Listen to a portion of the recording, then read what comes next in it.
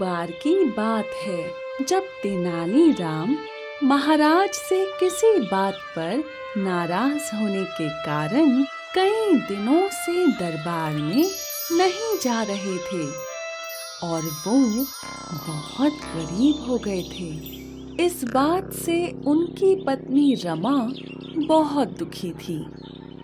एक दिन जब तेनालीराम घर में नहीं थे, तब एक बहुत ही बड़े तपस्वी तेनालीराम के घर आए, जिनका नाम था स्वामी ब्रह्मानंद। उन्होंने कई साल कड़ी तपस्या करके शक्तियां प्राप्त की थीं। तपस्वी जी से मिलकर तेनालीराम की पत्नी रमा बहुत प्रभावित हुई और उसने सोचा, ये तो बहुत ही पहुंचे हुए तपस्वी लगते हैं। इनके कदम मेरे घर में पड़ते ही मेरा घर पहले की तरह खुशियों से भर जाएगा।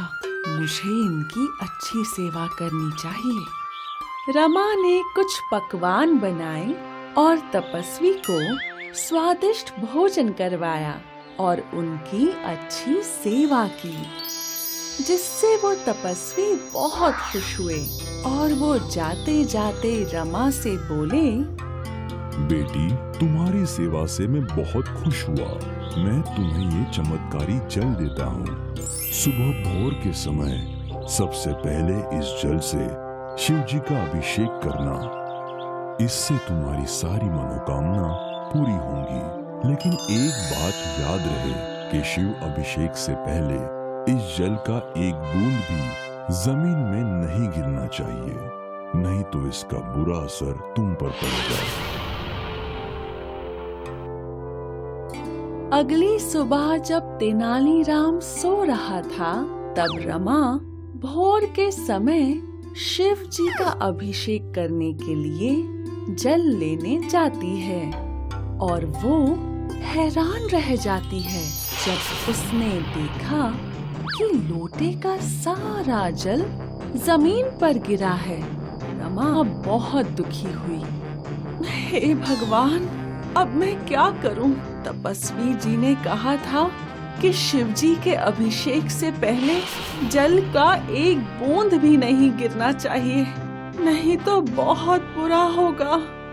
रमा ने ये बात तेनालीराम से नहीं बताई और कुछ दिन बाद ही वो बहुत बीमार रहने लगी।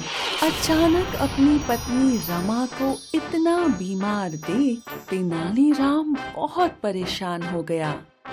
तब रमा ने तेनालीराम से सारी बात बताई। रमा की बात सुनकर तेनालीराम इस समस्या का कोई उपाय सोचने लगे। अगले दिन तेनालीराम उस महात्मा को ढूंढते हुए एक मंदिर में पहुंचे, जहां वो महात्मा भगवान की साधना कर रहे थे। तेनालीराम उनके पास गए और बोले, प्रणाम महात्मा। तपस्वी ने अपनी आंखें खोली और बोले, कौन हो तुम? मेरा नाम तेनाली है। मुझे आपके मदद की जरूरत है। मैं तुम्हारी क्या मदद कर सकता हूँ? महात्मा, मैं उसी औरत का पति हूँ जिसे आपने शिव अभिषेक करने के लिए वो चमत्कारी जल दिया था। लेकिन महात्मा, वो सारा जल शिव अभिषेक से पहले ही गिर गया और अब मेरी पत्नी बहुत बीमार है। मैंने तो उसे कहा था कि उस चमत्कारी जल का एक भी बूंद व्यर्थ नहीं होना चाहिए, नहीं तो बहुत बुरा होगा। अब तो इसका एक ही उपाय है कि तुम 11 ब्राह्मणों को भोज कराकर उन्हें कुछ दान करो, तभी तुम्हारी पत्नी ठीक होगी। ये सुनकर तेनालीराम थोड़ा उदास हो गए और वहाँ से चले गए और वो सोचने लगे, मेरे पास इतना धन है ही नहीं कि मैं 11 ब्राह्मणों को खाना खिलाकर उन्हें कुछ दान कर सकूं। और अब तो महाराज से भी किसी तरह की सहायता की उम्मीद नहीं की जा सकती। अब मुझे ही कुछ सोचना होगा। तभी तेनालीराम मदद के लिए एक व्यापारी मोहन की दुकान पर जाते हैं और उससे कहते हैं, अब मोहन, मुझे तुम्हारी मदद की जरूरत है। मदद? मैं भला तुम्हारी क्या मदद कर सकता हूँ तेनालीराम? मोहन, मुझे 100 सोने की मोहरों की जरूरत है। क्या तुम मुझे थोड़े दिनों के लिए उधार दे सकते हो? 100 सोने की मोहरें? ये तो बहुत ज्यादा है। मोहन सोचने लगता है। यही सही मौका है तेनाली को उपहार में मिले उस सफेद घोड़े को हथियाने का। ठीक है तेनालीराम, मैं तुम्हें 100 सोने की मोहरें दूंगा, लेकिन मेरी एक शर्त है। कैसी शर्त मोहन? तुम्हारे पास जो सफेद घोड़ा है, तुम उसे बाजार में बेचोगे और वो जितने में बिकेगा तुम वो सारे पैसे मुझे देकर मेरा कर्जा चुकाओगे। तो बोलो, क्या तुम्हें मंजूर है?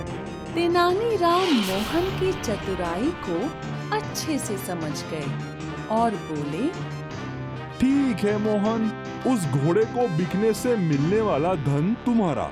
ये सुन मोहन बहुत खुश हो जाता है और वो तेनालीराम को 100 सोने के सिक्के दे देता है। तेनालीराम सिक्के लेकर वहाँ से चले जाते हैं।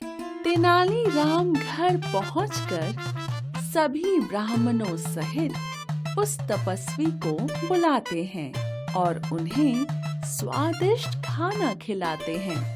सभी ब्राह्मण तेनाली की सेवा से बहुत खुश होते हैं और वो सभी भगवान शिव से तेनाली की पत्नी के जल्दी ठीक होने की प्रार्थना करते हैं और वहाँ से चले जाते हैं। थोड़े दिन बाद तेनाली की पत्नी रमा की तबीयत एकदम ठीक हो जाती है। तेनालीराम बहुत खुश हो जाता है। एक दिन मोहन तेनालीराम के घर आता है और वो तेनालीराम को दिए हुए उधार सोने के सिक्कों को वापस मांगते हुए कहता है, तेनालीराम, अब तो काफी दिन गुजर गए तुम्हें उधार लिए हुए। तुम्हें अपना वादा तो याद है ना? हाँ हाँ मोहन, मुझे मेरा वादा याद है। तुम रुको, मैं घोड़ा लेकर आता हूँ। हम अभी से बाजार में बेचने चलते हैं। तेनालीराम घोड़ा और पिंजरे में एक खरगोश लेकर मोहन के साथ बाजार की तरफ चल देते हैं। ये सोचकर मोहन बहुत खुश था कि घोड़ा कम से कम 3000 सोने के सिक्कों में बिकेगा और मोहन को कई गुना ज्यादा मुनाफा होगा।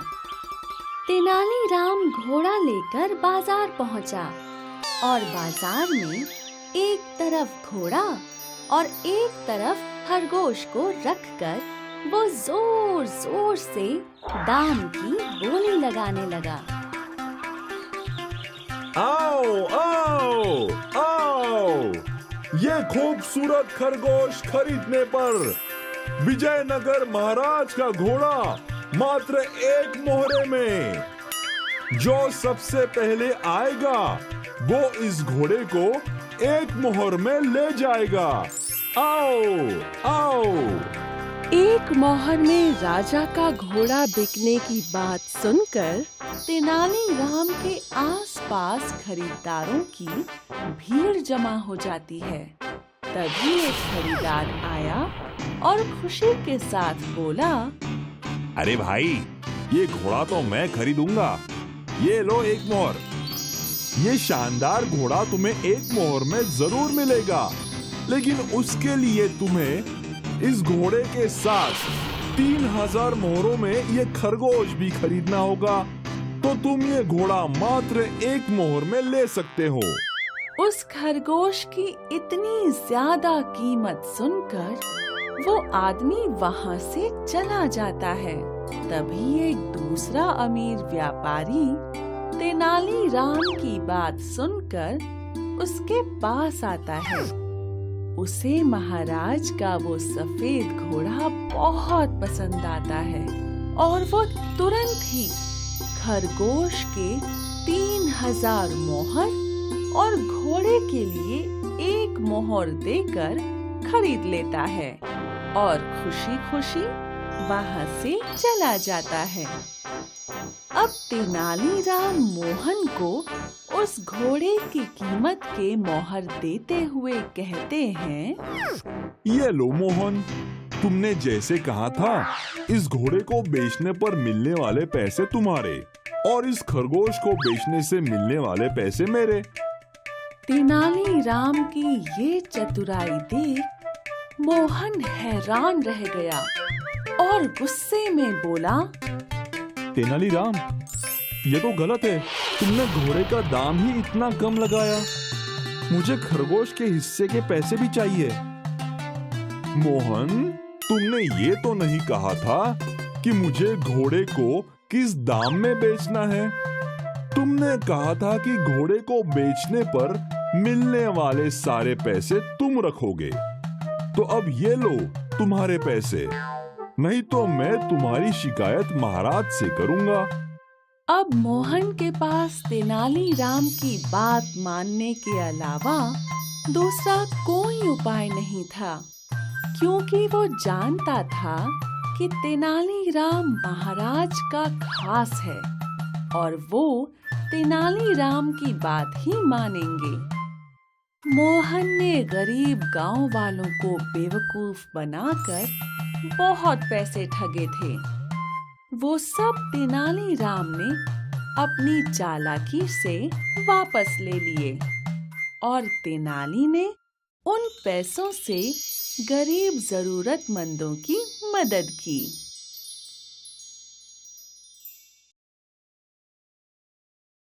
एक बार की बात है, महाराज कृष्णदेव राय के नगर में चूहों का आतंक बहुत बढ़ गया था, जिस वजह से नगर के लोग बहुत परेशान रहने लगे थे।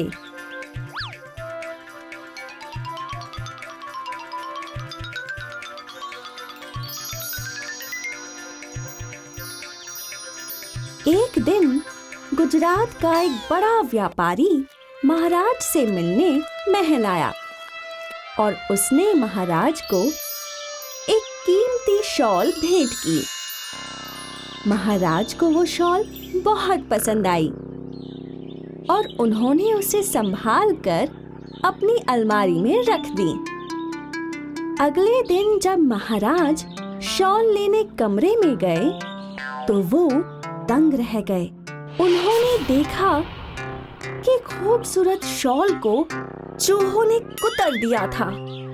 महाराज को चूहों पर बहुत गुस्सा आया और उन्होंने चूहों का आतंक खत्म करने के लिए एक सभा बुलाई और पुरोहित जी से कहा, पुरोहित जी, हमने सुना है कि नगर में चूहों का आतंक बहुत बढ़ गया है, इसलिए हम चाहते हैं कि हर घर में एक बिल्ली पाली जाए। पर महाराज, नगर के लोगों के पास इतना धन कहां कि वो बिल्ली का पालन पोषण कर सके। तो ठीक है, हम बिल्ली के साथ एक एक गाय भी देंगे, जिससे वो बिल्ली को दूध पिला सके और उसका ठीक से ख्याल रख सके। जैसी आपकी आज्ञा महाराज। महाराज के कहे अनुसार पुरोहित जी ने सभी को एक बिल्ली और एक गाय पालने के लिए दे दिया।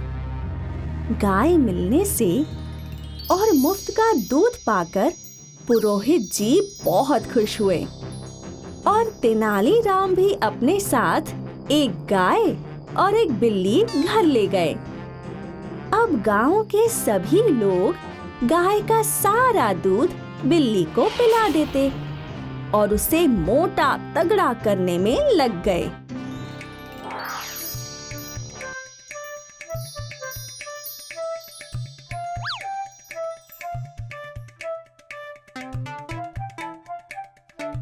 एक दिन तेनालीराम को एक बूढ़ा गरीब आदमी मिला।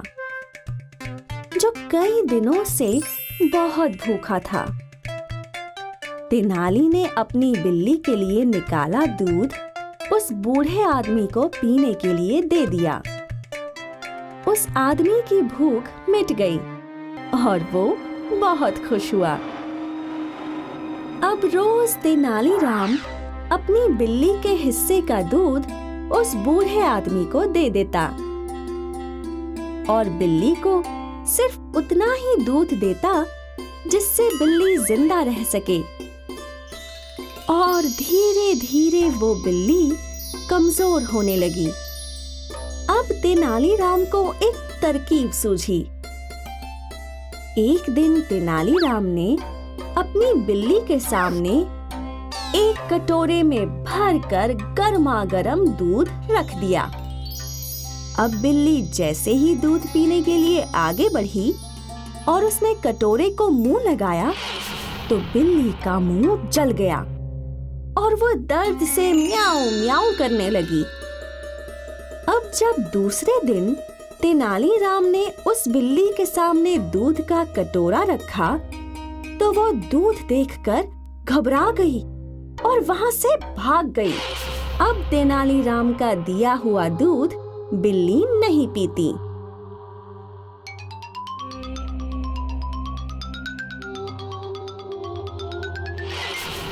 एक दिन महाराज ने उन सभी को अपनी सभा में बुलाया जिन्होंने बिल्ली को पाला था।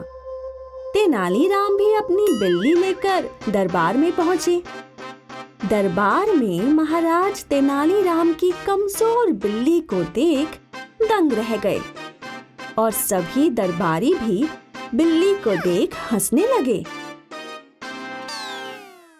तभी महाराज ने तेनालीराम से गुस्से में पूछा, तेनालीराम, बाकी सब के मुकाबले तुम्हारी बिल्ली इतनी कमजोर क्यों है? क्या तुमने उसे दूध नहीं पिलाया? तभी एक दरबारी बोलता है, महाराज, मुझे तो लगता है कि तेनालीराम बिल्ली के हिस्से का सारा दूध भी खुद पी गया होगा, तभी तो बिल्ली इतनी कमजोर हो गई। सभी दरबारी तेनालीराम पर हंसने लगते हैं। ऐसा नहीं है महाराज, मैं तो बिल्ली को रोज दूध देता हूँ, पर मेरी बिल्ली दूध पीती ही नहीं। ये क्या कह रहे हो तुम तेनाली? ऐसा कैसे हो सकता है कि बिल्ली दूध ना पिए? ऐसा ही है महाराज, मैं जैसे ही बिल्ली के सामने दूध से भरा कटोरा रखता हूँ, वह दूध देखते ही भाग जाती है। ये क्या कह रहे हो? अगर सचमुच ऐसा है तो अभी हमारे सामने इसे दूध पिलाया जाए। तभी एक सिपाही दूध से भरा कटोरा लेकर दरबार में आता है और जैसे ही वो बिल्ली के सामने दूध रखता है, दूध देखकर बिल्ली डर जाती है और वहां से भागने लगती है। ये देख सभी हैरान रह जाते हैं, पर महाराज समझ जाते हैं कि दाल में कुछ काला है और महाराज उस बिल्ली को अपनी गोद में लेते हैं और देखते हैं कि बिल्ली के मुंह में जले का निशान है। वो समझ जाते हैं कि ये सब तेनालीराम ने किया है और वो मुस्कुराते हुए तेनाली से कहते हैं, अब सच बताओ तेनाली कि तुमने ऐसा क्यों किया? तेनालीराम उस भूखे गरीब की सारी बातें महाराज को बताता है और कहता है, महाराज, बिल्ली तो अपना पेट चूहों को खा खा कर भी भर लेगी, लेकिन अगर गांव वाले अपना सारा दूध बिल्लियों को पिला देंगे तो वो बेचारे अपना पेट कैसे भरेंगे? तेनालीराम की बात महाराज को समझ आ गई। वो तेनालीराम की सोच और बुद्धिमानी से बेहद खुश हुए, लेकिन तेनालीराम को दोबारा किसी बेजुबान जानवर को परेशान करने से मना किया। चूहों ने तेनालीराम के घर पर उत्पात मचा रखा था। एक दिन चूहों ने तेनाली की पत्नी शारदा की एक सुंदर साड़ी में छेद कर दिया। ये देखिए, मेरी एक और साड़ी खराब हो गई। आप जानते हैं ना कि ये साड़ी मुझे महारानी ने तोहफे में दी थी। कितनी महंगी और अच्छी साड़ी थी। हम क्या कर सकते हैं भाग्यवान, अब चूहों ने साड़ी कुतर दी। अब तुम थोड़ी ना इसे पहन सकती हो। हाँ, वो तो नहीं पहन सकती, पर आज आपको इन सारे चूहों को खुद मारना होगा। मैं? हाँ। शारदा ने तेनालीराम के हाथ में एक लाठी थमाई और बोली, अब एक एक चूहे को चुन चुन के मारना। बेचारे तेनाली के पास और कोई रास्ता नहीं था। वो चूहों को मारने की कोशिश करने लगे। तुझे तो आज नहीं छोड़ूंगा। 1, 2 और 3। वो चूहा तेनालीराम के हाथ से निकल गया।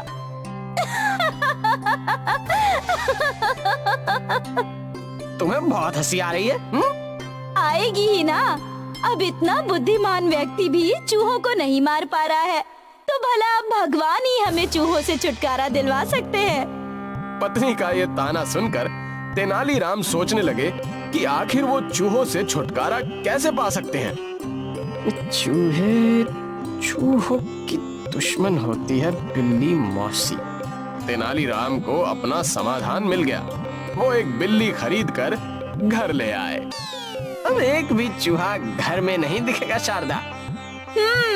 चलो, आपने अपने दिमाग का कुछ इस्तेमाल तो किया।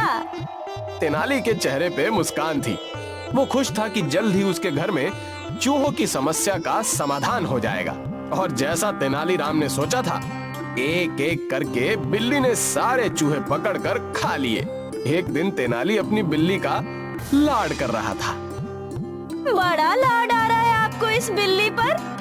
अरे आएगा ही, इसने हमारी इतनी बड़ी समस्या जो हल कर दी है। वो तो है, पर अब ये किसका मांस खाएगी? सारे चूहे तो खत्म हो गए। अब ये पड़ोसियों के घर के चूहे खाएगी। तुम इसे दिन में बाहर छोड़ दो, ये अपने खाने का इंतजाम खुद ही कर लेगी। ठीक है। तेनालीराम के कहने पर उसकी पत्नी बिल्ली को घर के बाहर छोड़ने लगी। एक दिन की बात है, तेनालीराम के पड़ोसी कोदाम राजू और उसकी पत्नी कादम्बरी तमतमाते हुए तेनालीराम के घर पहुंचे। अरे तुम्हारी बिल्ली ने मेरे पालतू तोते को खा लिया। मेरा तोता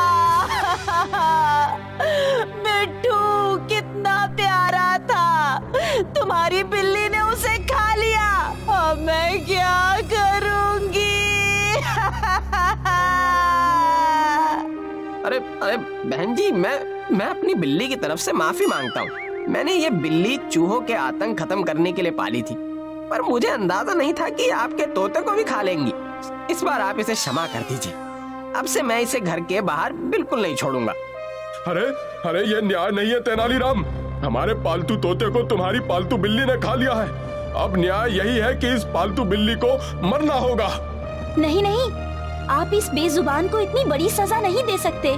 मेरे मिट्टू को इसने खाया, इसको तो मरना ही होगा। काफी देर तक बहस चलती रही। अरे आप मेरी बिल्ली को मार देंगे तो वापस मेरे घर में चूहों का आतंक हो जाएगा। अरे चूहों को मारने के लिए भला बिल्ली की क्या जरूरत? मैं तो अपने हाथों से ही चूहों को मार सकता हूँ। तेनालीराम, तुम न्याय करोगे या मैं महाराज कृष्णदेव राज के पास जाऊं? अरे ठीक है, आप इस बिल्ली को सजा देना चाहते हैं तो दे दीजिए, पर अपने शब्दों पर खरे रहना। कोदाम राजू और उसकी पत्नी तेनालीराम की बिल्ली को घसीटते हुए ले गए। शारदा और तेनालीराम बहुत दुखी थे, पर न्याय तो यही था। कुछ दिनों बाद कादम्बरी और कोदाम राजू के घर के बाहर एक बहुत ही खूबसूरत संदूक रखा था। लगता है हमें कोई भेंट आई है। अरे वाह, रुको इसे खोलता हूँ।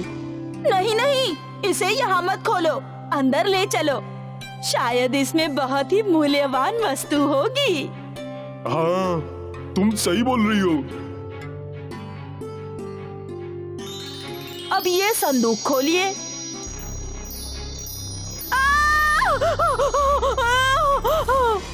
अरे अरे इसमें तो चूहे हैं। अरे भगाओ इन सब चूहों को, जल्दी। गोदाम राजू और कादम्बरी दोनों लाठी से चूहों को मारने लगे, पर जब वो एक चूहे को मारते तो दूसरा उनके शरीर पर लपकता। जल्दी मारो, जल्दी। गोदाम राजू एक चूहे को मारने की कोशिश कर रहा था कि वो चूहा भाग गया और गोदाम राजू के एक महंगे गलीचे पर गिर गया और वो गलीचा टूट गया। अरे वो गलीचा कितना महंगा था, संभाल के मारो ना। यह सिलसिला कई घंटों तक चलता रहा। कादम्बरी और गोदाम राजू दोनों चूहों के आतंक से परेशान हो गए। उनकी मूल्यवान चीजें टूट गई। कादम्बरी की अच्छी अच्छी साड़ियां चूहों ने कुतर दी। हे भगवान, ये क्या हो गया? कौन है हमारा दुश्मन जिसने हमें ये संदूक भेंट दिया है? तभी गोदाम राजू का ध्यान संदूक के अंदर गया। वो वहाँ कुछ लिखा है। कादम्बरी और गोदाम राजू संदूक के पास गए। लिखा है, आपने कहा था कि आप चूहों को अपने हाथों से मार सकते हैं, इसलिए आपकी बात परखने के लिए मैंने आपको कुछ चूहे भेंट किए हैं। कृपया परिणाम मुझे अवश्य बताएं। आपका आज्ञाकारी तेनालीराम।